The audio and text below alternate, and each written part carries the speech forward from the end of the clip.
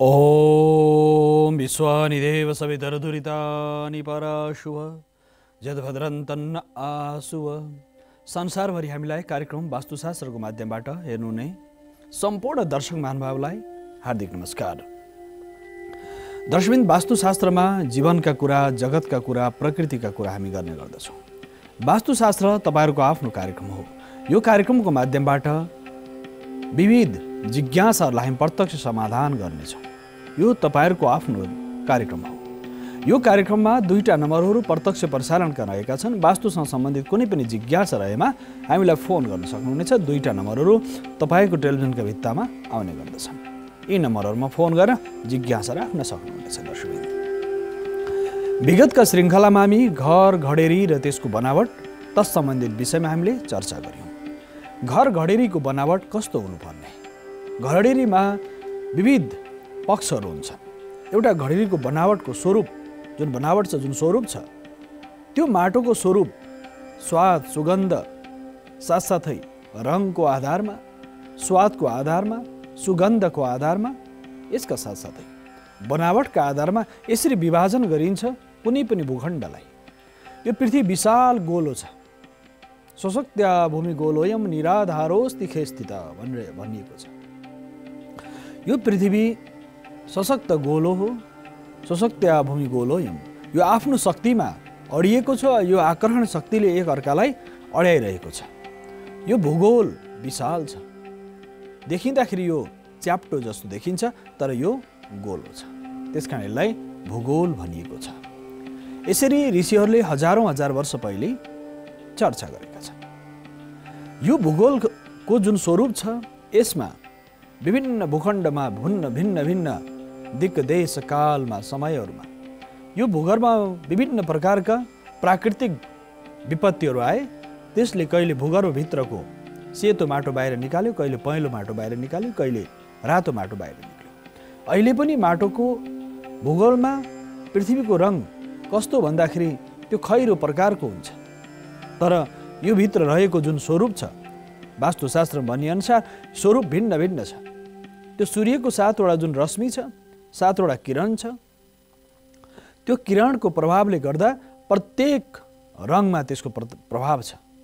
सूर्यको रातो रङको जुन आभा छ, त्यो आभाले यहाँ रातो माटोलाई विकास गर्दछ। सूर्यको सेतो आभाले सेतो माटोलाई शक्ति र सहज बनाउँछ। पहेँलो माटोलाई पहेँलो रङको आभाले।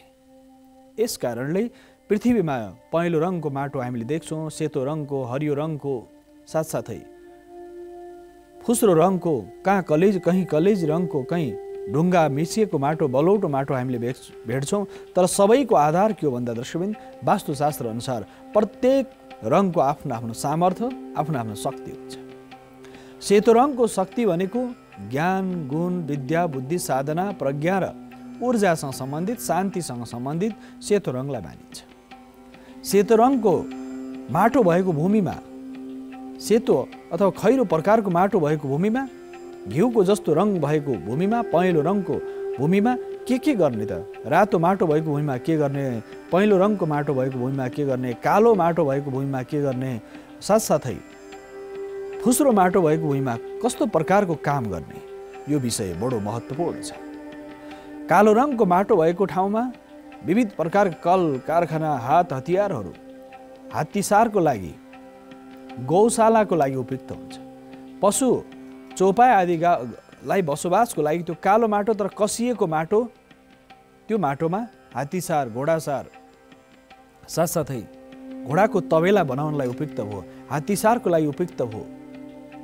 यस साथसाथै विशाल कल कारखानाहरू निर्माण गर्नको लागि उपयुक्त भयो। कालो रङको माटोमा जति पनि प्राविधिक सामानहरू बनाइन्छ, हात हतियार, औजारहरू बनाइन्छ, त्यो बनाउनको लागि उपयुक्त ठाउँ हुन्छ कालो माटो भएको ठाउँ।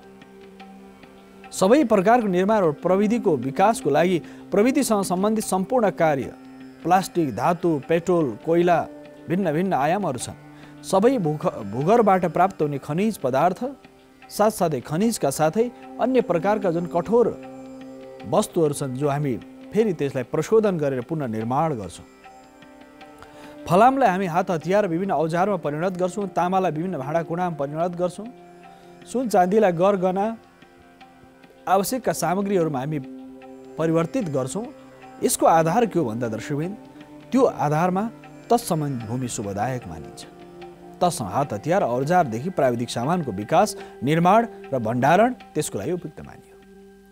अब सेतो रङको माटो, खैरो रङको माटो कस्तो प्रकारको लागि उपयुक्त हुन्छ भन्दा खैरो रङको माटो वस्त्र निर्माणको लागि, साथसाथै अन्य किताब पुस्तकहरू विभिन्न प्रकारका जुन शिक्षासँग सम्बन्धित कामहरू छन् त्यसको लागि उपयुक्त मानिन्छ। प्रकाशन गृहको लागि त्यो माटोको रङको आधारमा त्यहाँ के गर्न सकिन्छ, त्यसको सकारात्मक ऊर्जा कसरी पाउन सकिन्छ, यो विषय हो वास्तुको।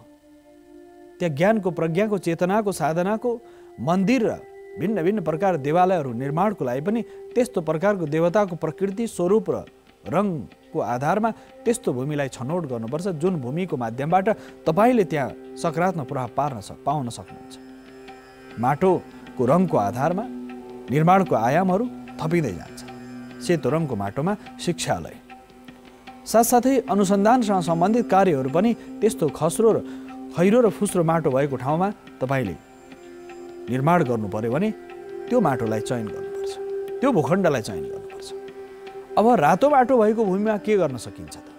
रातो माटो भएको भूमिमा ब्यारेकहरू, सेनाको ब्यारेक, राजप्रसाद भनेको राज्य सञ्चालकहरूको लागि, देशका महत्त्वपूर्ण व्यक्तित्व जसको लागि त्यो रातो रङको भूमि, रातो रङको माटो भएको भूमिमा जसमा शौर्यता, पुरुषार्थ, पराक्रम, रातो सौभाग्यको वृद्धिको लागि त्यो रातो प्रकारको भूमिमा त्यो रङ भएको माटो भएको भूमि शुभदायक मानिन्छ। त्यो परतमा रातो भेटियो भने सबैभन्दा शुभ। भूमि खन्दाखेरि विभिन्न प्रकारका लेयरहरू, परतहरू देखा पर्छन्। सेतो परत, रातो, कालो, पहेँलो, हरियो विभिन्न भिन्न प्रकार रङहरू रङको माटोहरू हामी भेट्छौँ। त्यसमा यदि खन्दै गर्दाखेरि रातो प्रकारको परत यदि त्यहाँ त्यो लेयर भेट्टायो भनेदेखि सबैभन्दा राम्रो। सेतो लेयर भेट्टायो भने सबैभन्दा राम्रो, परत भेट्टायो भने राम्रो। त्यस कारणले हामी बाहिरी भूखण्डमा त हामीले कालो माटो देख्छौँ, सेतो, हरियो विभिन्न चिम्ट्याइलो माटो, ढुङ्गे, बालौटा मिसिएको माटो। तर जब हामी भूखण्डभित्र गहिराइमा जब हामी खन्न थाल्छौँ, जब हामी खन्छौँ, त्यति बेला त्यो माटोको रङको आधारमा त्यो भूमि कसको लागि उपयुक्त हुन्छ भनेर अनुसन्धान गर्न सकिन्छ। त्यस विषयमा वास्तुशिल्पशास्त्र अनुसार त्यहाँ के निर्माण गर्ने भन्ने सन्दर्भमा भूमि परीक्षणको विधान पनि यही। तसर्थ रातो रङको माटोमा राजप्रसाद, राज्यका महत्त्वपूर्ण कर्मचारीहरू, निजामतीका विभिन्न क्षेत्रमा काम गर्ने, प्रशासनिक काम गर्नेहरूको लागि त्यो भूमि शुभदायक मानिन्छ। त्यस्तो प्रकारको माटो शुभदायक मानिन्छ। अब चर्चा गरौँ हामी चिम्ट्याइलो माटो भएको ठाउँ, जहाँ मिश्रित प्रकृतिको माटो छ। त्यहाँ कालो पनि देखिन्छ, एक लेयर कालो छ, अर्को पहेँलो छ, अर्को सेतो छ। यस्तो प्रकारको परतहरू भएको ठाउँ मिश्रित प्रकारको भूमि भनिन्छ। त्यस्तो प्रकारको भूमिमा विविध प्रकार कार्यहरू साधन गर्न सकिन्छ, जस्ता त्यसमा स्वास्थ्यसँग सम्बन्धित काम, यसका साथसाथै अन्य जति पनि उत्पादनसँग सम्बन्धित, कृषि, खाद्य बालीसँग सम्बन्धित त्यस्तो प्रकारको काम। उर्वरा भूमि छ भने त्यो उर्वरा भूमिमा खाद्य प्रकारका बालीहरू, बालीनाली लाउन सकिन्छ। त्यो उर्वरा भूमि शुभदायक मानिन्छ। र उर्वरा भूमिमा हामीले प्रयोग गर्दाखेरि त्यसको उर्वराको सामर्थ्यलाई अझ विस्तार गर्नको लागि प्राङ्गारिक मलहरूको प्रयोग गर्न सकिन्छ। त्यो वैदिक कृषिको बारेमा हामी आगामी श्रृङ्खलामा चर्चा गर्नेछौँ। अहिले भने हामी माटोको अवस्था र त्यसको स्वरूपको बारेमा चर्चा गरेका छौँ दर्शक। तसर्थ माटोको स्वरूप, माटोको रङको आधारमा भूमिको विभाजन, यसका साथसाथै अर्को पक्ष छ भूमिको आधारमा र त्यसको माटोको स्वादको आधारमा, सुगन्धको आधारमा। तपाईँले भूखण्डभित्र खन्दै जानुभयो, गहिराइमा गएपछि त्यो सुगन्ध कस्तो आउँछ? महको जस्तो आउँछ कि, दुधको जस्तो आउँछ कि, मदिराको जस्तो आउँछ कि, अथवा एकदमै धेरै गनाएको फोहोर, एकदम विभिन्न प्रकारका पशु चौपायाहरू मर्दाखेरि जुन दुर्गन्ध आउँछ त्यस्तो प्रकार दुर्गन्ध आउँछ कि, कुन प्रकारको दुर्गन्ध आउँछ अथवा सुगन्ध आउँछ, त्यस आधारमा त्यो भूमिको चयन गरिन्छ।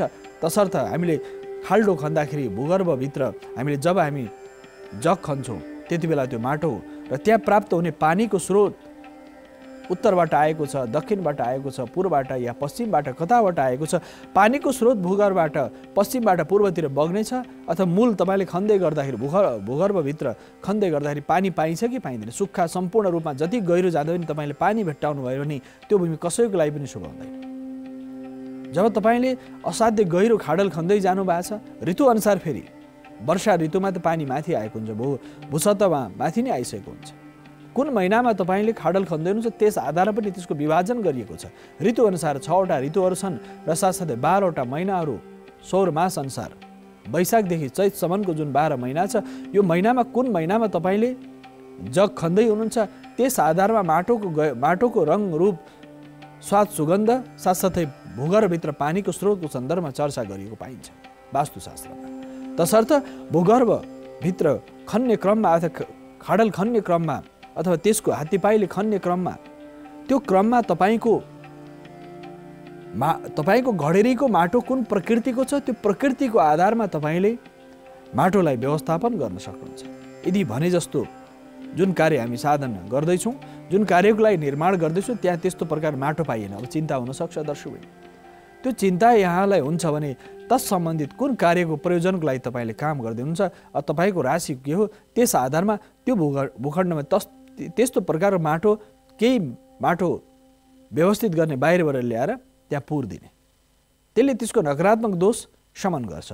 अर्को पक्ष के छ, यदि आफ्नो अनुकूल यदि माटो छैन, त्यो भूगर्भ भूखण्ड आफ्नो अनुकूल छैन, त्यहाँको माटोको रङको आधारमा, स्वादको आधारमा, सुगन्धको आधारमा, बनावटको आधारमा तपाईँको लागि अनुकूल छैन भने त्यसलाई प्रतिकूल बनिरहेको छ, त्यो तपाईँलाई सकारात्मक त्यो कुन आधारमा सकारात्मक ऊर्जा दिइरहेको छ या नकारात्मक ऊर्जा आइरहेको छ त्यस आधारमा त्यसको गणना गरेर हामीले यो निष्कर्ष निकाल्न सकिन्छ। वास्तुका आचार्यले यो निष्कर्ष निकालेका छन् कि त्यो भूमिमा सप्तधान्य विकिरण गर्ने 7 प्रकारको अन्नलाई त्यहाँ छर्दिने त्यस्तो भूमिलाई प्रशोधन गर्नु पर्यो। अब त्यस्तो भूमिको प्रशोधन गर्दाखेरि त्यहाँ पितृको कृपा छ, देवताको कृपा छ, नाग कन्याहरूको यक्षहरूको कसको कृपा छ, कसको वासस्थान छ, त्यो वास्तुशिल्पशास्त्रीलाई देखाएर मात्र त्यो भूमिमा कसको बास छ, नागको बास छ या बेताल आदि गरेका भूत प्रेत पिशाच ढाकिरी साकिरी बेतालको बास छ, त्यो भूमिमा कसको वासस्थान छ, त्यो वास्तु देवता नित्य निरन्तर खुसीपूर्वक त्यहाँ बसिराख्नु भएको छ, कस्तो प्रकारको आधारको भूमि छ त्यस आधारमा त्यो भूमिको छनौट गर्दाखेरि ध्यान पुर्याउनुपर्छ। कुनै पनि घर निर्माण गरेर तपाईँ थायी रूपमा त्यहाँ बस्न चाहनुहुन्छ भने माटोको परीक्षण सबैभन्दा महत्त्वपूर्ण हो। भूमिको माटो परीक्षणपछि त्यसपछि निर्माण दोस्रो आयाम हो। पहिलो भूमि परीक्षण, घडेरीको खण्डीकरण, घडेरीलाई कसरी व्यवस्थित गर्ने, कुनै पनि ठुलो वृक्ष वनस्पतिहरू काटेर यदि ढालेर त्यो ठाउँमा तपाईँले घर बनाउन पाउनुहुन्न। बर पिपल शमी सिप्लिकान आदि गरेका सिसो आदि गरेका वृक्ष वनस्पति काटेर यदि जसले त्यो ठाउँमा निर्माण गर्छ त्यसको वंशहरू अगाडि बढ्न सक्दैन, 2 या 3 पुस्तापछि वंश समाप्त हुन्छ। ठुलो वृक्षहरू काटे बर पिपल शमी आदि गरेर ठुला वृक्षहरू ढालेर यदि तपाईँले त्यही माथि घर बनाउनु भने तपाईँको सन्तति वृद्धिमा बाधा आउँछ। देवालय र मन्दिर भत्काएर यदि कसैले घर बनाइरहेको छ त्यो पनि सबैभन्दा अनिष्टकारक हुन्छ। देवालय र मन्दिरहरू भत्काएर यदि गृह निर्माण गरिएको छ भने त्यो झन् अनिष्टकारक हुन्छ, त्यो त सम्पूर्ण वंशलाई अनिष्ट गर्छ। तपाईँले त व्यक्तिगत सुख पाउनुहोला तर आउने सन्ततिले असाध्य धेरै कष्ट भोग्नेछ। तसर्थ आफ्नो जीवन सुधारण मात्र हुँदैन, आउने सन्ततिहरूको आउने पुस्ता दर पुस्ताको स्थिति कसरी अगाडि बढ्छ त्यो विषय बडो महत्त्वपूर्ण हुन्छ दर्शक। तसर्थ हामीले अहिलेको भौतिक जुन युग छ यसमा न कुल पितृको चिन्तन हुन्छ न आउने जीवनको चिन्तन हुन्छ। यावत् जीवेत सुखम जीवेत ऋणम कृत्वा घृतम पिबेत भस्मीभूतस्य देहस्य पुनरागमनम कुत। यो बडा चारवाकको एउटा यो श्लोक छ। यो जसरी पनि बाँच ऋण गरेर पनि घिउ पिएर बस अरे। यावत् जीवेत सुखम जीवेत, आफूले मात्रै सुख प्राप्त गर अरू जतासुकै मरुन्, यो खालको भाव विस्तारै विस्तार भएको छ। त्यसकारणले कुल देवता पितृ यिनीहरूको कृपा प्राप्त नभइकन केही पनि हुँदैन। मानिस जति उफ्रे पनि जति टाउको फुटाए पनि के हुन्छ, परिणाम के आउँछ भन्दा दुःख मात्रै आउँछ। परिणाम के प्राप्त हुन्छ, दुःख। यसकारणले दर्शकवृन्द हामीले जीवनमा पितृको आशीर्वाद कुल देवताको आशीर्वाद प्राप्त गर्नै पर्छ। तपाईँले सुन्दर गृह निर्माणको सुन्दर घर सुन्दर जग्गा सुन्दर विविध प्रकारका आरामका आयामहरू जति पनि छन्, सुखका आयामहरू जति छन्, भौतिक सुखका आध्यात्मिक विषय छोडिदियो, भौतिक सुखका आयामहरू पनि कुल देवता र पितृको कृपा बिना प्राप्त हुँदैन। जन्म जन्मान्तरको संस्कारबाट तपाईँले सुन्दर परिवार पाउनुहुन्छ, सुन्दर कुल घराना पाउनुहुन्छ, सुन्दर सात्विक र साधनामय जीवन अगाडि बढाउने परिवार र गृहस्थ धर्ममा अगाडि बढाउन पाउनुहुन्छ। त्यसका साथ त्यस्तै प्रकार साथीभाइ मित्र कुल कुटुम्ब पनि तपाईँको जन्म जन्मान्तर कर्मले तपाईँले पाउनुहुन्छ। चाहे पति प्राप्त होस् या पत्नी प्राप्त हुन, सन्तति बालबच्चा जसरी हुन् अथवा समाजमा तपाईँको जुन अस्तित्व हुन्छ, जुन दायित्व हुन्छ, समाजसँग तपाईँको घुलमिल गर्ने क्रम त एउटा पूर्व जन्मको संस्कारित कर्मबाट आएको छ र यो जन्मको कर्मबाट पनि त्यो जोडिन्छ। तसर्थ दर्शकबिन जीवनमा यी आयामहरू छन्, तसर्थ आउने सन्ततिको पनि कसरी भलो हुन्छ यो विषय हामीले चिन्तन गर्नुपर्छ। आजको समयको जुन यो युग धर्म भनिन्छ, कलियुगको धर्मले मानिसलाई भौतिकको उत्कर्ष, भौतिकवादको उत्कर्षमा लगेको छ, तर परिणाम के छ भने त्यसको परिणाम दुःख छ। त्यसकारण दर्शकबिन हाम्रा यी जति पनि वैदिक वाङ्मयका शास्त्रका जति पनि आयाम छन्, आफू मात्र सुखी हुने होइन, सर्वे भवन्तु सुखिनको भावलाई अगाडि बढाउने चिन्तन। तसर्थ वास्तुमा पनि यही हो, हामीले यस्ता गौशालालाई मासेर, धर्मशालालाई मासेर, गौशाला धर्मशाला यसलाई कसैले पनि यदि हानि पुर्याउन चाहन्छ भने त्यसको त वंश विनाश हुन्छ भने उसको सारा समुदाय समाप्त हुन्छ। जसले गौशालालाई, धर्मशालालाई, देवालयलाई जसले समाप्त गर्ने प्रयत्न गर्छ। समग्र हिन्दू सनातन पद्धतिमा हिन्दू समाजले विभिन्न प्रकार प्राचीन कालमा यस्तो गर्दथे कि धर्मशाला बनाउँथे, गौशाला बनाउँथे। त्यति मात्र होइन दर्शकबिन, परोपकारको काम गर्थे। विभिन्न प्रकार जहाँ पानी छैन पानीको व्यवस्थापन गर्थे, गौ सेवा गर्ने, समाजको सेवा गर्ने। यो परम्परा, यो प्रचलन असाध्यै प्राचीन हजारौँ हजार वर्षदेखि आएको छ। त्यो संस्कार अहिले पनि हामीमा छ। गौको सेवा गर्ने, अतिथिको सेवा गर्ने, मातृदेवो भव पितृदेवो भवको सेवा गर्ने। यो क्रम किन छ भन्दाखेरि त्यसो गर्दाखेरि तपाईँको घरमा यदि वास्तुको दोष छ अथवा तपाईँको परिवारमा कसैलाई विविध प्रकारका अशान्तिहरू छन् भने त्यसबाट समन हुन्छ भनेर भनिएको छ।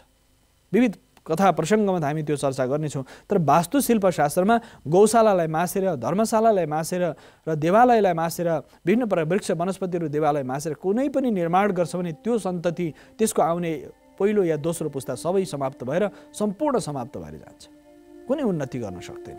तसर्थ दर्शकबिन हामीले घर किन्दा, घर लिँदाखेरि, घर बनाउँदा पनि जुनसुकै प्रकारको तपाईँले आवास योग्य भूमि होस् अथवा बसोबासको लागि किन नहोस्, अन्य प्रयोजनका लागि पनि तपाईँ शिक्षालय बनाउँदै हुनुहुन्छ, हस्पिटल बनाउँदै हुनुहुन्छ, अथवा कल कारखाना स्थापित गर्दै हुनुहुन्छ, अथवा उत्पादनसँग सम्बन्धित कुनै पनि अन्न अनाज तेल तिलहनसँग सम्बन्धित कुनै पनि कार्य सम्पादन गर्दै हुनुहुन्छ भने यो विषय ध्यान दिनुपर्छ।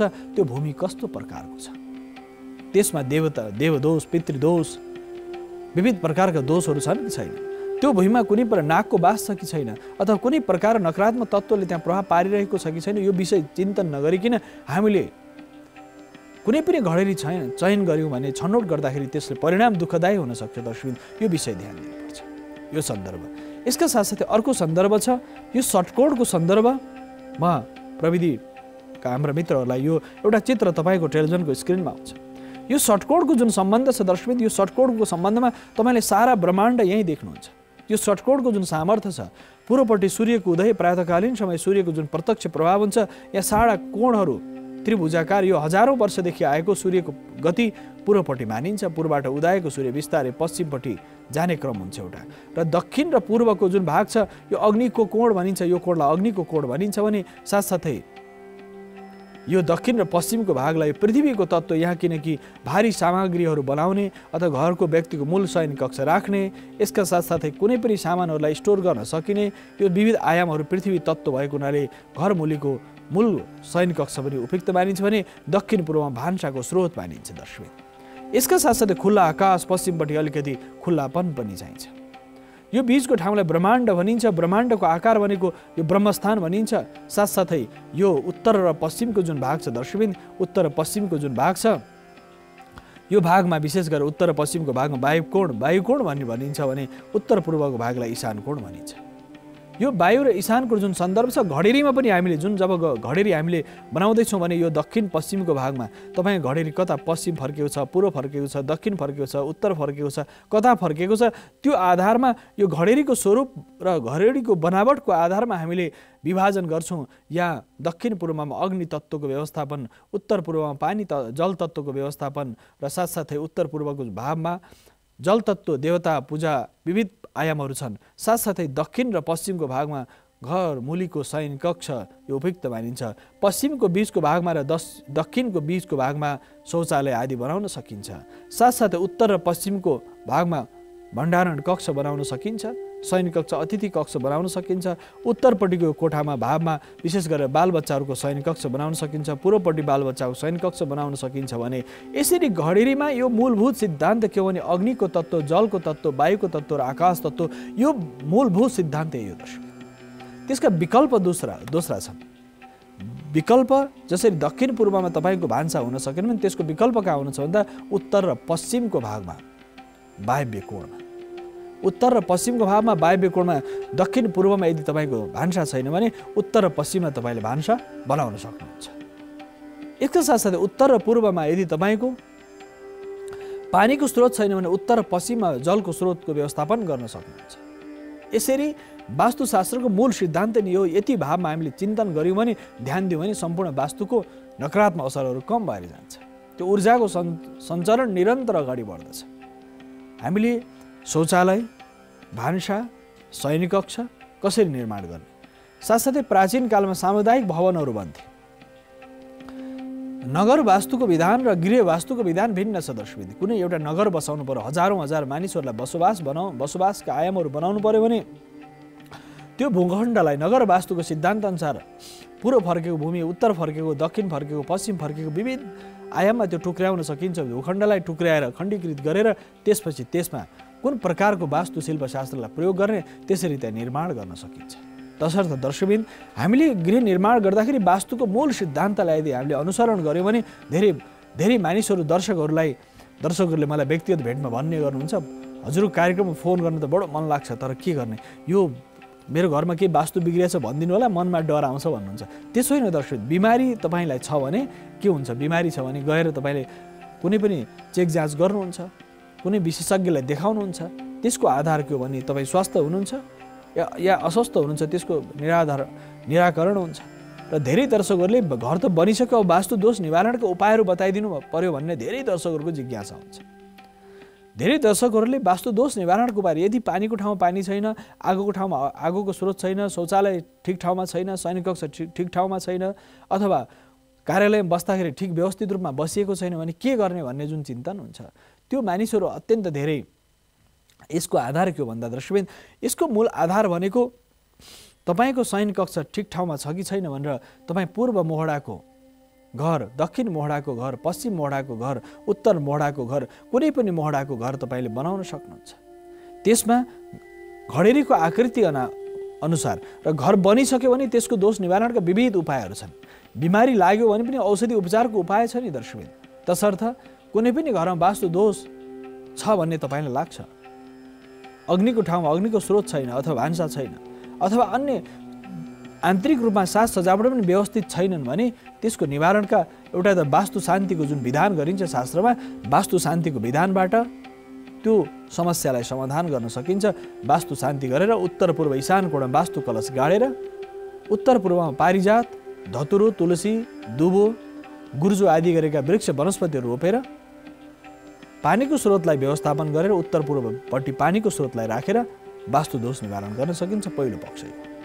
दोस्रो पक्ष, विभिन्न प्रकारका सामग्रीहरूको प्रयोग गरेर विभिन्न प्रकारका सामग्रीहरूमा ती सामग्रीहरू के हुन सक्छन् भन्दा ती सामग्रीहरूमा स्वस्तिक चिन्ह, कलश, साथसाथै अष्टमङ्गल सबैभन्दा धेरै प्रभाव पार्छ। अष्टमङ्गल 8 प्रकारको मङ्गल चिन्हहरू, मङ्गलका प्रतीकहरू, प्रत्येक मङ्गल चिन्हहरूले प्रत्येक प्रभाव पार्दछन्। त्यसकारण अष्टमङ्गलको प्रभावलाई व्यवस्थित गर्न सकिन्छ। त्यसलाई व्यवस्थित रूपमा गृह प्रवेशको सबभन्दा मूल ढोकाभन्दा भित्रपट्टिको भागमा अष्टमङ्गल राखेर पनि वास्तुको दोष निवारण गर्न सकिन्छ। स्वस्तिक राखेर दोष निवारण गर्न सकिन्छ। षट्कोण राखेर वास्तुको दोष निवारण गर्न सकिन्छ। यसका साथसाथै देहीले विनायक स्थापना गरेर पनि वास्तुको दोष निवारण गर्न सकिन्छ। दैलोको माथिपट्टि हामी सनातन परम्पराका जुन वैदिक हिन्दू परम्पराका हामी हिन्दू, बौद्ध, जैन, सिख, किराँत, प्रकृति जति पनि धर्म मान्ने यो देशको जुन मूल धर्म छ, मूल सनातन चिन्तन छ, मूल पद्धति छ, जुन हिन्दुत्वको पद्धति, वैदिक सनातन पद्धति, यो पद्धतिमा नाक टाँस्ने विधान छ दर्शकवृन्द। वास्तु दोष निवारणको लागि घर घरमा गुरुहरू आएर नाक टाँसिदिनुहुन्छ। त्यसले पनि वास्तुको दोष चित्र, नाकको चित्र राख्दा कुल नाकको चित्र राखेर पनि वास्तुको दोष निवारण गर्न सकिन्छ। त्यसकारण नाग पञ्चमीमा वास्तुको चित्र अथवा नाकको चित्रहरू टाँसिन्छ। यसरी पनि त्यसको दोषलाई न्यूनीकरण गर्न सकिन्छ। यसका साथसाथै उपायहरू विविध छन् दर्शकवृन्द। पर्यावरणको आधारबाट पनि वास्तुको दोष निवारण गर्न सकिन्छ। पर्यावरणीय दृष्टिकोणबाट यदि वास्तुको आधारमा त्यो भूमि शुभ छ कि छैन, त्यो भूमि उपयुक्त छ कि छैन, तपाईँको लागि त्यो राम्रो छ कि छैन, त्यस आधारमा पर्यावरणीय दृष्टिकोणबाट वृक्ष वनस्पतिहरू रोपेर पनि वास्तुको दोष निवारण गर्न सकिन्छ दर्शकवृन्द। तसर्थ हामीले वास्तुको दोष निवारण गर्दाखेरि हामीले यो ध्यान दिनुपर्छ कि वास्तुशास्त्रीय दृष्टिकोणबाट त्यो भूमि उपयुक्त छ कि छैन, तपाईँको लागि त्यो ऊर्जा, चेतना, प्रज्ञा विस्तारको लागि उपयुक्त छ कि छैन, यो विषय हामीले ध्यान दिनुपर्छ।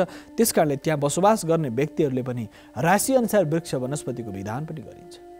राशिअनुसार तपाईँको मेष राशि हो, रातो फल्ने फुल्ने वृक्ष वनस्पतिहरू तपाईँलाई उपयुक्त हुन सक्छ। वृष राशि हो भनेदेखि तपाईँलाई सेतो फल्ने फुल्ने लता भएका अथवा त्यस्ता खालका वृक्ष वनस्पतिहरू उपयुक्त हुन्छ। यदि मिथुन राशि हो भनेदेखि हरियो प्रकारको वृक्ष वनस्पति, प्राय वृक्ष वनस्पति हरियो प्रकारका हुन्छन्, हरियो फल्ने फुल्ने र साथ त्यस्ता प्रकारका लता भएका विभिन्न प्रकार वनस्पतिहरू उपयुक्त हुन्छ। र कर्कट राशि हुँदाखेरि सेतो फल्ने फुल्ने अथवा त्यस्ता प्रकारका वनस्पतिहरू तपाईँले चयन गरेर ल्याएर घरमा राख्न सक्नुहुन्छ कर्कट राशि छ भने। सिंह राशि छ भने रातो प्रकारको मिश्रित प्रकारको गुलाबी प्रकारका विभिन्न रङका वृक्ष वनस्पतिहरू हुन्छन् दर्शकबिन, त्यसरी राख्न सक्नुहुन्छ भने कन्या राशि हो भनेदेखि त्यो पनि हरियोसँग सम्बन्धित छ, त्यस्ता वनस्पतिहरू राख्न सकिन्छ। तुला राशिलाई सेतोको विधान गरिएको छ, तुलाको रङ शुक्रको रङ भएको हुनाले तुला राशिलाई सेतो फल्ने फुल्ने यो वृक्ष वनस्पतिहरू तपाईँको घरमा राख्न सक्नुहुन्छ, कौसीमा राख्न सक्नुहुन्छ अथवा इन्डोर प्लान्टको रूपमा पनि तपाईँले घरको आन्तरिक सजावट रूपमा त्यस्ता वनस्पतिहरू राख्न सक्नुहुन्छ। वृश्चिक राशि छ भने पनि रातो प्रकारका वृक्ष वनस्पतिहरू, रातो रङ आउने रातो प्रकारको जब फुलहरू फुल्ने वनस्पतिहरू राख्न सकिन्छ। धनु र मीन राशि छ भनेदेखि धनु र मीन राशि हुने व्यक्तिहरूलाई त पहेँलो सुगन्ध भएको पहेँलो प्रकारको फुल भएको अथवा पहेँलो प्रकारको त्यसको चोप आउने त्यस्ता वनस्पतिहरू वास्तुशास्त्री दृष्टिकोणबाट उपयुक्त मानिन्छ भने मकर र कुम्भ राशि हुने व्यक्तिहरूलाई विषय नीलो प्रकारको र विस्तृत प्रकारको टाटे छिर्के विर्के फुल्ने फल्ने वृक्ष वनस्पतिहरू र दाना भएका वृक्ष वनस्पतिहरू त्यस्ता रोप्न सकिन्छ। यसरी 12वटा राशिलाई पर्यावरणीय दृष्टि वास्तुमा पनि राशि अनुसार पनि वृक्ष वनस्पति रोप्ने विधान छ। यदि त्यस्ता वनस्पतिहरू तपाईँले पाउनु भएको छैन भने तपाईँले मेष र वृश्चिक राशि या सिंह राशि हुने रातो फल्ने फुल्ने वृक्ष वनस्पतिहरू भयो, मेष, सिंह र वृश्चिक। वृष, तुला र कर्कट भयो भने सेतो फल्ने फुल्ने, साथसाथै धनु र मीन भयो भने पहेँलो प्रकारका वृक्ष वनस्पतिहरू फल्ने फुल्ने वनस्पतिहरू त्यो शुभ मानिन्छ। यसका साथसाथै मिथुन र कन्या राशि हो भनेदेखि हरियो प्रकारका वृक्ष वनस्पति, हरियो पात भएका, ठुला पात भएका र त्यस्तो फुलहरू निक्लिने अथवा पात प्रशस्त वनस्पतिहरू प्रयोग गर्न सकिन्छ। साथसाथै मकर र कुम्भ हो भनेदेखि नीलो र मिश्रित प्रकारको वृक्ष वनस्पतिहरू त्यसरी व्यवस्थापन गर्न सकिन्छ। दर्शक त्यस कारणले 12वटा राशिको विधान 5वटा रङका वृक्ष वनस्पतिहरू 12वटा राशिमा आएर बसेका छन्। तसर्थ दर्शकबिन हामीले यो पर्यावरणीय दृष्टिकोणबाट पनि वास्तुशास्त्री दृष्टिकोणबाट पनि तपाईँको घरमा वास्तुको दोष निवारण गर्न सकिन्छ। दर्शकबिन यो चर्चाका साथसाथै छोटो विश्रामको समय आइसकेको छु, विश्रामपछि पुनः आउने नै छु।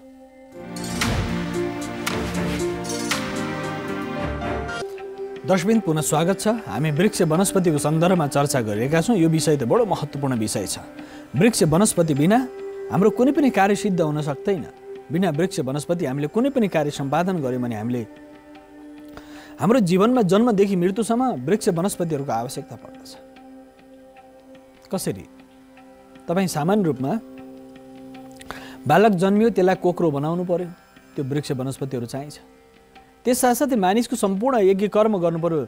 गर्भधारण संस्कारदेखि अन्त्येष्टि संस्कारसम्म जुन पनि कर्म गर्दैछन् प्रत्येक समयमा त्यहाँ अग्निको प्रयोग हुन्छ। हवन गर्नलाई दाउरा चाहियो। मानिसको अन्त्येष्टि संस्कार गर्न पनि के चाहियो भन्दाखेरि त्यो दाउरा चाहियो। जन्मदेखि मृत्युसम्म सबै हामी वृक्ष वनस्पति मानवको जीवनको अनुनासिक सम्बन्ध छ। यति मात्र होइन, तपाईँलाई सास फेर्न पनि वृक्ष वनस्पतिहरू चाहिन्छ। तसर्थ घरमा पनि आन्तरिक सजावटको लागि वृक्ष वनस्पतिहरूको प्रयोग गर्न सकिन्छ, वास्तु दोष निवारणको लागि।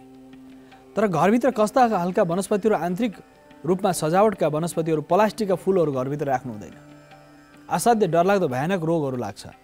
प्लास्टिकका जुन बनावटी फुलहरू घरभित्र राखेर हामी सजाउने गर्छौँ त्यसमा यति धेरै कडा केमिकलको प्रयोग भएको हुन्छ दर्शक, त्यसमा रङ देखिन्छ। त्यो केमिकलको असर, त्यो विभिन्न प्रकार विजातीय तत्त्वको सङ्क्रमण त्यो हावामा हुन्छ र त्यो हावाको प्रभावले त्यहाँ तपाईँले यदि आफ्नो शयन कक्षामा कहिले पनि बनावटी फुलहरू नराख्नुहोस्। प्लास्टिकका फुल त राख्नै हुँदैन। तपाईँको शयन कक्षामा प्लास्टिकका फुलहरू, त्यस्ता प्रकारका सामग्रीहरू जसको तपाईँको लागि उपयुक्त छैनन् त्यस्ता र त्यसमा शयन कक्षामा राख्ने भनेको अत्यन्त सुन्दर पात भएका, कोमल पात भएका, साथसाथै दुध आउने र काँडा भएका वनस्पतिहरू भित्र तपाईँको आन्तरिक रूपमा सजावट रूपमा गर्न सकिन्न, राख्न सकिन्न। बाहिरपट्टि तपाईँको हुन्छ, घरको बाहिरपट्टि कम्पाउन्डभन्दा बाहिर अथवा तपाईँको परिसरभित्र त्यस्ता वनस्पति रोप्न सकिन्छ। फल्ने वनस्पति रोप्न सकिन्छ, फुल्ने वनस्पति। घरको ठिक सामनेपट्टि कहिले पनि केरा रोप्नु हुँदैन। उत्तरी ध्रुवको जुन आयामहरू छन् त्यसमा केरा घरको ठ्याक्कै सामुन्नुको दैलोको अगाडिपट्टि केरा र बाँस रोप्नु हुँदैन भनेर भनिन्छ दर्शक। अलिक परतिर हुन्छ तर ठ्याक्कै घरकै अगाडिपट्टि ठिक्क अगाडि चाहिँ केरा र बाँस नरोप्नु भनेर भनिएको छ। यसका साथसाथै अन्य वनस्पति पारिजात सबैभन्दा शुभदायक मानियो, किनभने सेतो फल्ने फुल्ने वनस्पतिहरू असाध्य शुभ मानिन्छ। सुगन्ध दिने पनि, पारिजातमा त काँडा पनि हुँदैन, सुगन्ध पनि दिन्छ। त्यसकारणले पारिजात त साक्षात् स्वर्गबाट ल्याएको कथा प्रसङ्गहरू हामीले पाउँछौँ।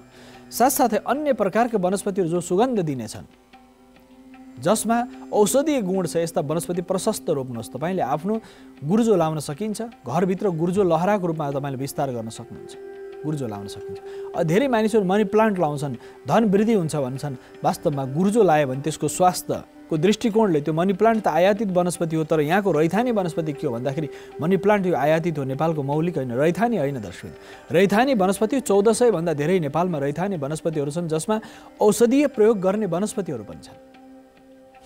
औषधीय गुणधर्म भएका, औषधीय प्रयोगका लागि, औषधीय प्रयोजनका लागि त्यस्ता वनस्पति 1400 भन्दा धेरै छन् दर्शक। तसर्थ त्यस्ता औषधीय वनस्पतिको बारेमा त हामीले खोज अनुसन्धान गर्ने हो नि यति धेरै पाइन्छ कि वात पित्त कफ सबै प्रकार दोष निवारण गर्ने, विविध प्रकार आदि व्याधिलाई समाप्त गर्ने औषधीय द्रव्य गुण भएका वनस्पतिहरू चाहिँ नेपालमा पाइन्छ। संसारमा नपाइने दुर्लभ वनस्पतिहरू पनि यो देशमा पाइन्छ। तसर्थ यस्ता प्रकार वनस्पति सङ्कलित गर्ने, त्यस्ता वनस्पतिहरू ल्याएर तपाईँले घरमा रोप्न सक्नुहुन्छ, जसले तपाईँको स्वास्थ्यलाई पनि साथ दिन्छ। साथसाथै परिवारमा पनि वास्तुशास्त्री दृष्टिकोणबाट पनि त्यस्ता वनस्पतिको रोपणले, संरक्षणले हाम्रो जीवन त सफल बन्छ नि बन्छ। सम्पूर्ण परिवारमा सुख शान्ति प्राप्त हुन्छ नि हुन्छ। सम्पूर्ण राष्ट्रको र ती वनस्पतिहरूको संरक्षण पनि हुन्छ दर्शक। तसर्थ पर्यावरण वास्तुमा यो विषयमा चर्चा गरिएको छ। म 100 वर्ष बस जीवेम शरदः शतम, 100 शरद ऋतुलाई मैले देख्न सकूँ भनेको 100 शरद ऋतु आउनलाई, 100 शरद ऋतु आउनलाई 100 वर्ष बाँच्नुपर्छ। एक वर्षमा एकपल्ट शरद ऋतु आउँछ, जीवेम शरदः शतम भनेर भनिएको छ। यस कारणले 100 वर्ष बाँच्नको लागि त हामीले वृक्षारोपण गर्नै पर्छ। जब हामी वृक्षारोपण गर्छौँ सम्पूर्ण मानवको हित हुन्छ, मानवको कल्याण हुन्छ। त्यस कारणले घरमा पनि वृक्ष वनस्पतिहरूको व्यवस्थापन, वास्तु दोष निवारणको लागि त्यो उपाय हुन सक्छ। जुन घरमा मन्दिर र देवालयहरू छन् दर्शक, मन्दिर देवालयको भयो, जुन घरमा मन्दिर बनाएको छ, सानो भए पनि दियो कलश गणेश पूजा गर्ने अथवा कुनै पनि एउटा विग्रह शालिग्राम राखिएको छ, श्रीयन्त्र राखिएको छ, शिवलिङ्ग राखिएको छ भने त्यो घर साक्षात् तीर्थ समान हुन्छ। गङ्गा जमुना सरस्वती साक्षात् आएर त्यहाँ निवास गर्नुहुन्छ भनिएको छ।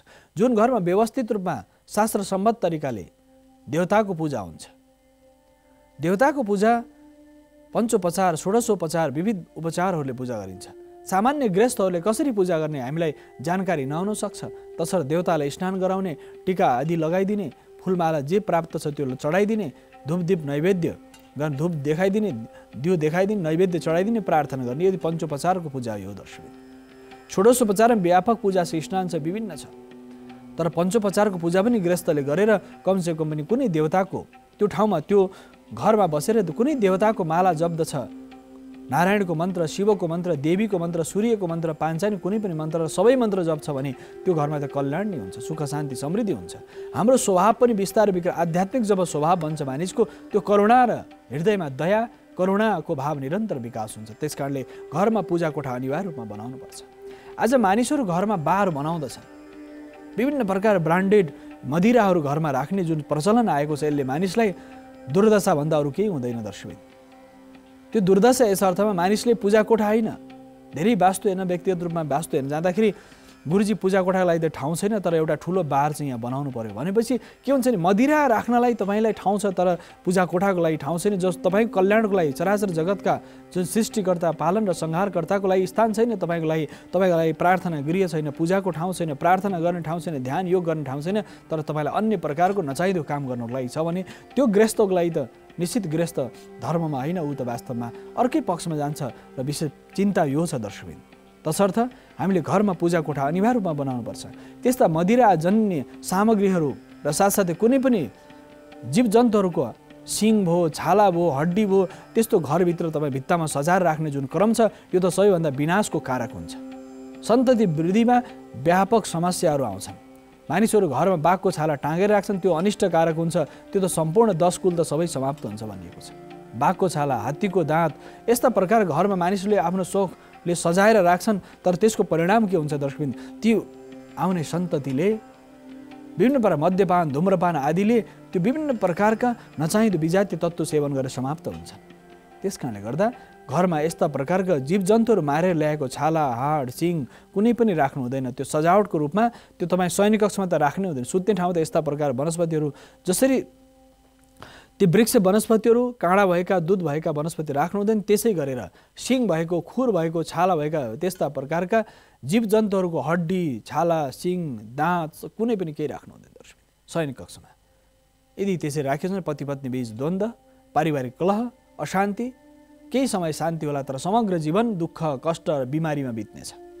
यो विषय हामीले ध्यान दिनुपर्छ दर्शक। र जुन जीवजन्तुहरू मार्दाखेरि जुन आर्तनादले उनीहरूको जुन चित्कार छ उनीहरूको पीडा छ त्यो पीडा त त्यो हड्डीमा सिङमा दाँतमा रहन्छ नि रहन्छ दर्शक। त्यो पीडा त्यो प्रभावले तपाईँलाई झन् दुःख दिन्छ। तसर्थ यस्ता सजावटका सामग्रीहरू घरभित्र राख्नु हुँदैन जसले तपाईँलाई दुःख दिन्छ। प्लास्टिकका फुलहरूको प्रयोग अत्यन्त गर्नै हुँदैन भनेर भनिएको छ। र जति सजीव प्रकारका वृक्ष वनस्पतिहरू असाध्य सो मानिन्छ। सजीव प्रकारका वनस्पति जो वृद्धि हुन्छन् वृद्धहरू आमा बुवाहरू जहाँ हुनुहुन्छ त्यो घरमा तुलसी पारिजात बेलपत्र साथसाथै गुर्जो भिन्न भिन्न प्रकारका औषधीय वनस्पतिहरू छन् भने त्यो घरमा सुख शान्ति समृद्धि हुन्छ। त्यो घरमा वास्तुको दोष निवारण पनि भएर जान्छ। औषधीय गुण भएका वनस्पतिहरू रोपण गर्दाखेरि पनि वास्तुको दोष निवारण गर्न सकिन्छ दर्शकबिन। यसका साथ आन्तरिक सजावटको सन्दर्भ र शयन कक्षमा पनि हामीले ध्यान दिनुपर्ने विषय त्यस्ता चित्रहरू नराख्ने जो भयानक डरलाग्दा छन्। महाभारतको युद्धको चित्र भयानक युद्धको लडाइँको चित्रहरू मारकाट भएको चित्र भगवती कालीको चित्र त्यस्तो भयानक मुण्डमाला धारण गरेको भगवती कालीको चित्र शयन कक्षमा राख्नु हुँदैन दर्शक। तपाईँले पूजा गर्दाखेरि त्यस्ता चित्रहरू राख्न सकिन्छ मूर्ति राख्न तब तपाईँको साधना कुन प्रकृतिको छ। तपाईँ आध्यात्मिक सात्विक साधना गर्नुहुन्छ तामसिक साधना गर्नुहुन्छ राजसिक साधना छ तपाईँको अथवा कुन प्रकारको साधना छ त्यसअनुसार गणेश लक्ष्मी शिव नारायण दुर्गा सूर्य यो सारा देवताहरू पाञ्चायनको जुन अवस्था छ गणेश लक्ष्मीको स्वरूप नारायणको स्वरूप शालिग्राम स्वरूपमा राख्न सकिन्छ। साथसाथै शिवको शिवलिङ्ग अथवा श्रीयन्त्रको स्वरूपमा अथवा शिवलिङ्गको रूपमा पनि राख्न सकिन्छ। यसका साथसाथै नारायण र सूर्यको यो पाञ्चायन देवता पाँच तत्त्वसँग पृथ्वी जल तेज वायु आकाश पाँच तत्त्वसँग सम्बन्धित देवताहरूको वासस्थान भएको हुनाले साक्षात् पृथ्वी तत्त्वलाई गणेशलाई पृथ्वी तत्त्वको अधिष्ठात्री भन्छ। त्यसकारणले प्रथम पूज्य गणेशलाई मानिएको छ। पृथ्वी तत्त्वको आधार भगवान गणपतिसँग छ। नमस्ते गणपते भनेर गणेशको प्रार्थना गरिन्छ। पृथ्वी तत्त्वको आधार हुन्छ त्यहाँ। जल तत्त्व भनेको साक्षात् नारायणलाई शेषशाही नारायणलाई जल तत्त्वको प्रतिनिधि मानिन्छ। पाञ्चायनमा पाँच तत्त्वको त्यहाँ आधार छ। वायु तत्त्वको सन्दर्भमा साक्षात् वज्र धारण गर्ने इन्द्रलाई पनि नियन्त्रण गर्ने भगवान शङ्करका विविध रूपहरू छन्। विभिन्न एउटा तन्त्रको एउटा ग्रन्थमा यस्तो पाइएको छ कि पाँच तत्त्व नि पञ्चदेवतामा छ भनिरहेको छ। वायु तत्त्व भगवान शिवसँग छ। त्यसकारणले उहाँ सम्पूर्ण सामर्थ्य हुनुहुन्छ सबैभन्दा शक्तिशाली हुनुहुन्छ भगवान शङ्कर भनेर भनिएको छ। महारुद्र भनिएको छ। त्यो वज्रसँग सम्बन्धित त्रिशूलसँग सम्बन्धित छ दर्शक। यसका साथसाथै अग्नि तत्त्व भगवती देवीसँग सम्बन्धित छ। भगवती दुर्गा अथवा देवीको कुनै पनि स्वरूप अग्निसँग ऊर्जासँग सम्बन्धित छ। र वायु तत्त्वको सन्दर्भ हामीले चर्चा गऱ्यौँ। जल तेज वायु आकाश तत्त्व वास्तवमा सूर्यसँग सम्बन्धित छ। यस कारणले गर्दा आकाश तत्त्व र सूर्यको सम्बन्ध छ। त्यसकारणले सूर्य र आकाशको सम्बन्ध भएको हुनाले पृथ्वी जल तेज वायु आकाश यो पाँच तत्त्व पञ्चदेवतामा आधान हुन्छ। तत्सम देवताको पूजन हुन्छ। अन्य देवताहरू तपाईँले अन्य अवतारहरू रामकृष्ण बुद्ध आदि अवतारहरूलाई हामीले प्रार्थना गर्छौँ। उहाँहरूले प्रदान गरेको ज्ञान जो सशरीर धरतीमा आएर कर्महरू गर्नुभयो हामी भगवानको श्रेणीमा हामी रामलाई कृष्णलाई बुद्धलाई हामी पूजा गर्छौँ। किनकि हाम्रो अवतारको जुन क्रम छ 24 अवतारको क्रम 10 अवतारको क्रम असङ्ख्य अवतारको क्रम छ।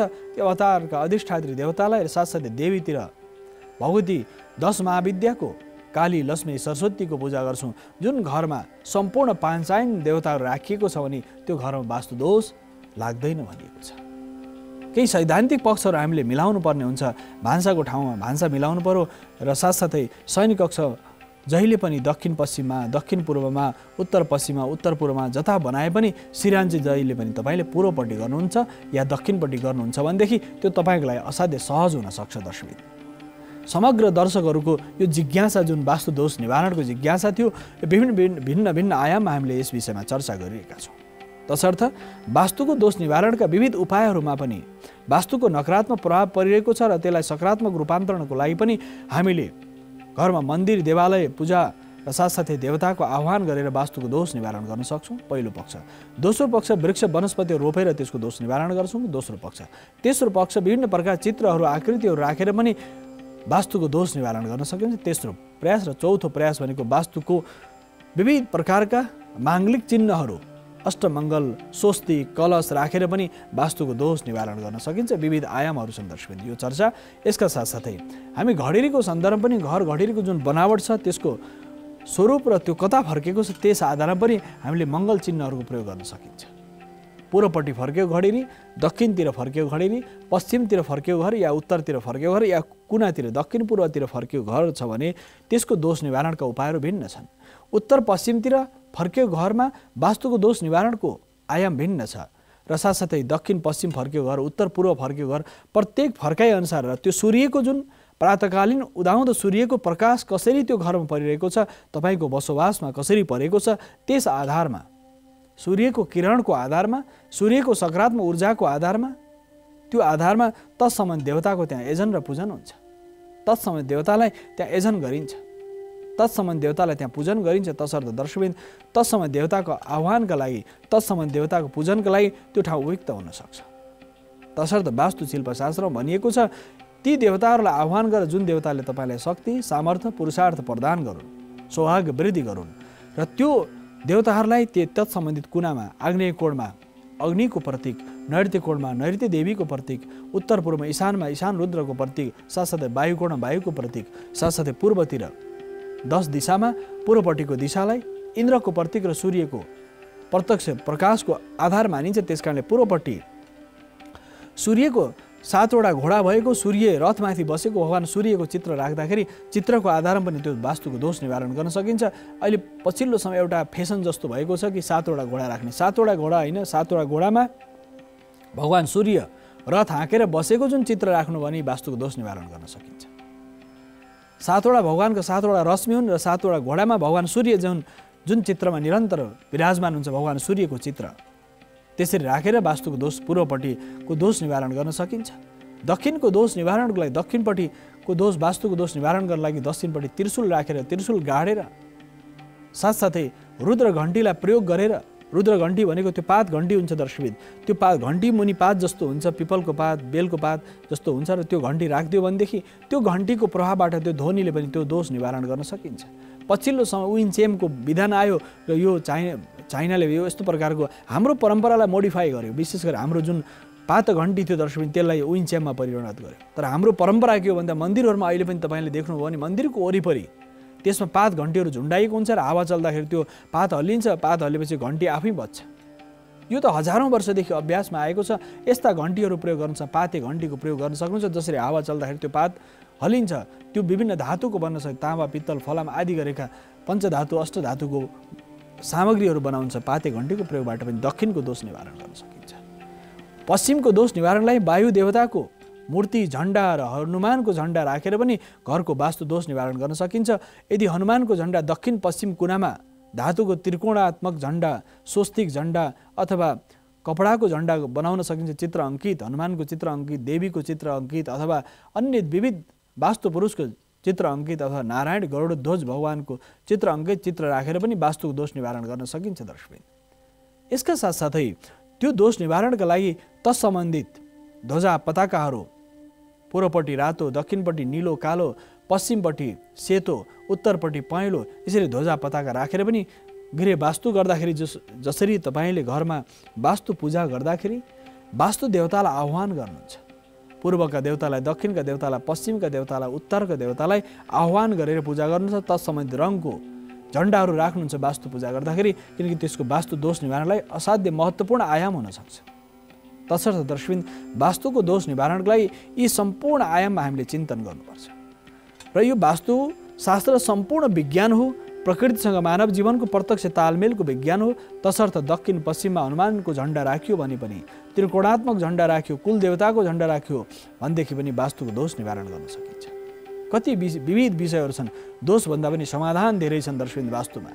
यसका साथसाथै उत्तरपट्टि वास्तुको दोष छ भने श्रीयन्त्र घरमा राखेर स्वस्तिक राखेर अष्टमङ्गल 8 दिशामा पूर्वमा दक्षिणमा पश्चिममा उत्तरमा 4 दिशा र उपदिशाहरूमा 8 दिशामा घरको 8 दिशामा अष्टमङ्गल राखेर घरलाई व्यवस्थित गर्न सकिन्छ। अष्टमङ्गल चिन्हहरू 8 पट्टि पूर्वपट्टि दक्षिणपट्टि पश्चिमपट्टि उत्तरपट्टि यो 8 दिशामा अष्टमङ्गललाई राखेर ती कुनाहरूमा अष्टमङ्गल राखेर वास्तुको दोष निवारण गर्न सकिन्छ। यो हाम्रो मौलिक वास्तु दोष निवारणको उपायहरू हुन्।